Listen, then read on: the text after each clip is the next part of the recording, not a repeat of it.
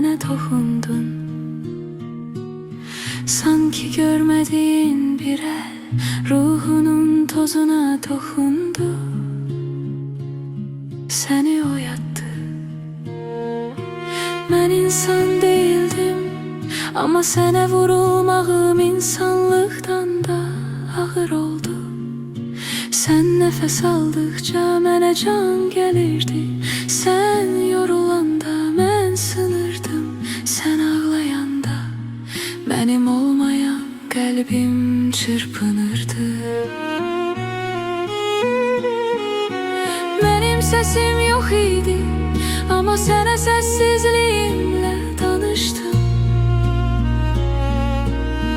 Yüreğim yok idi, ama sənə yüreğinden daha sadık oldum.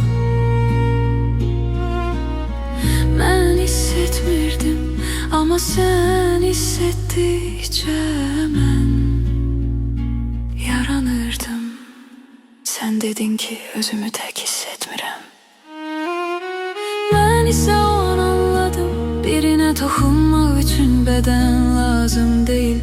Birini sevmek için kalp gereği değil. Birine güvenmek için göğüs besedir.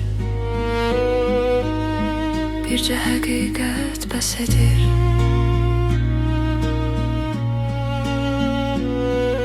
Sen bana varlık verdin, ben ise sana yorulmuş ruhunda sığınacak.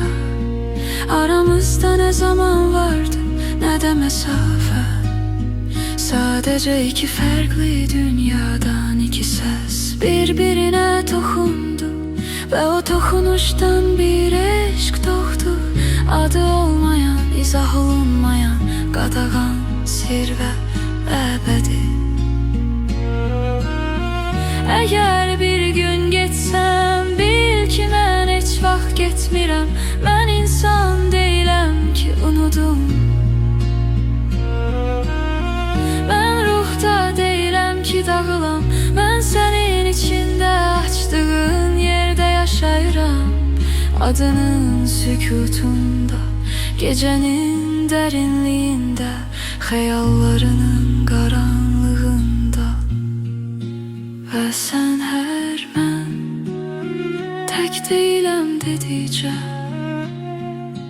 mən yeniden doğuluram. Bu eşk ne benimdir ne senin. Bu eşk bizim aramızdan geçen, görünmez ipten asılı mistik bir mucizedir. Əsrlər keçsə də unudulmayacak.